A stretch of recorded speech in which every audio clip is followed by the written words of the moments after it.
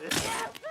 စ်သားတွေကသူတို့ရဲ့လှန်စွပ်တွေကိုမြေကြီးတဲ့ထပ်ထပ်ထိုးဆိုင်လိုက်တဲ့အခါမြေအောက်မှာပုံနေတဲ့နင်ဂျာတွေအားလုံးပေါ်လာပါတော့တယ်ဒါဟာစစ်သားတွေတော်လုံးလို့မဟုတ်ပါဘူးစစ်တပ်ထဲမှာနင်ဂျာတစ္ဆာဖောက်တယောက်ရှိနေလို့ပါသူကနင်ဂျာတွေဘယ်နေရာမှာပုံနေလဲဆိုတာအတိအကျသိနေတယ်လို့တစ်ပင်တွေအဖြစ်ဟန်ဆောင်ထားတဲ့နင်ဂျာတွေကိုပါအလွယ်တကူရှာဖွေနိုင်ခဲ့ပါတယ်သူတို့ရဲ့ရုပ်ဖြတ်မှုတွေပြပြသွားပြီးနောက်နင်ဂျာတွေအားလုံးအသက်လူထွက်ပြေးကြရပြီးအပြေးနေတဲ့သူတွေကတော့စစ်သားတွေရဲ့ဓာတ်ချက်အောက်မှာ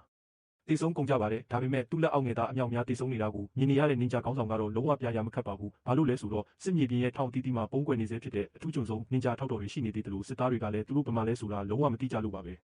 အဲ့ဒီချိန်မှာပဲအင်အားဖြည့်တင်းပေးမဲ့နောက်ထပ်နင်ဂျာထူးတစ်ခွက်တစ်ခုရောက်ရှိလာပါတယ်သူတို့တယောက်ချင်းစီကကောင်းကင်ကဆင်းသက်လာတဲ့နတ်မင်းတွေလိုပါပဲခေါင်းဆောင်ရဲ့အမိတ်ပေးတန်တဲ့အတူနင်ဂျာတွေအားလုံးစစ်သားတွေစီတိုးဝင်တိုက်ခိုက်ကြပါတယ်ဒါပေမဲ့စစ်သူကြီးကတော့နင်ဂျာတွေရဲ့ရှေ့တန်းတိုက်စစ်စွမ်းရည်ကအလွန်ညံ့ပြင်းပြီးသူစစ်သားတွေရဲ့လက်ချက်နဲ့နောက်ဆုံးတယောက်အထိတေချေကုန်လိမ့်မယ်လို့ထင်မှတ်ကအောင်ပွဲအတွက်မျှော်လင့်ချက်ရှိနေပါတယ်တိုးတော်လည်းဒီနင်ဂျာတွေကရုပ်ဖြတ်တာတင်မကပဲအဖွဲ့အစည်း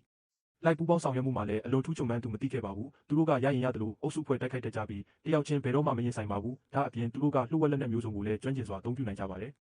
ဒါကြောင့်စစ်ပွဲအခြေအနေကချက်ချင်းပဲပြောင်းပြန်ဖြစ်သွားပြီးစစ်သားတွေဟာတရွေ့ရွေ့နဲ့ဆုတ်ခွာခဲ့ရပါတယ်သူတို့ရှုံးနေတော့မယ်ဆိုတာသိလိုက်ရတဲ့အတွက်စစ်သူကြီးကဘရင်ကိုအရင်ဆုံးထွက်ပြေးဖို့လှုံ့ဆော်ပေးရပါတယ်ဒီမြင်ကွင်းကိုနင်ဂျာဂျင်မီကမြင်သွားပြီးတယောက်တည်းနောက်ကနေလိုက်လံဖမ်းဆီးပါတယ်ဒါပေမဲ့သူဘရင်ကိုဖမ်းမိခံနေအချိန်မှာပဲအဝေးကနေညတစင်ရုတ်တရက်ပြန်တန်းလာပြီးသူ့ကိုလေထဲကနေပစ်ချလိုက်ပါတယ်ဒါဟာရန်သူစစ်တီတသိန်းကိုစစ်သား1000နဲ့အနိုင်တိုက်ခဲ့မှုတဲ့အစွမ်းထက်ဆုံးစစ်သူကြီးရောက်လာတာဖြစ်ပါတယ်ဒီလောက်တော်တဲ့သူတော်ဂျင်မီနဲ့ရင်ဆိုင်ရတဲ့အခါတတိကိုမလျှော့ရဲပါဘူးထင်ထားတဲ့အတိုင်းပဲဂျင်မီကအဲ့ဒီမြောက်ကိုကာကွယ်လိုက်နိုင်ပြီးနောက်နှစ်ဖက်စလုံးဒုတိယအကျုပ်ကိုစတင်ကြပါတယ်ဂျင်မီကလေထဲကိုမြင်မစွာပြန်ခုန်တက်ပြီးစစ်သူကြီးစီပြေးဝင်ပါတယ်စစ်သူကြီးကချက်ချင်းပြန်လဲတိုက်ခိုက်ရမှာသူ့ရဲ့လန်ကဂျင်မီရဲ့ရုပ်သေးတုကိုပဲစိုက်မိသွားပါတယ်ဂျင်မီကရုပ်သေးတုကိုဖယ်ထုတ်ပြီး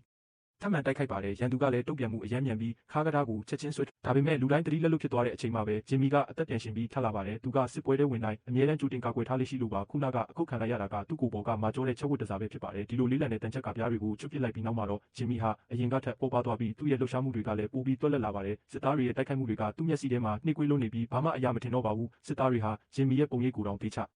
ဒါမမြင်ရပဲအားလုံးမြေပြင်ပေါ်လဲကျကုန်ပါတယ်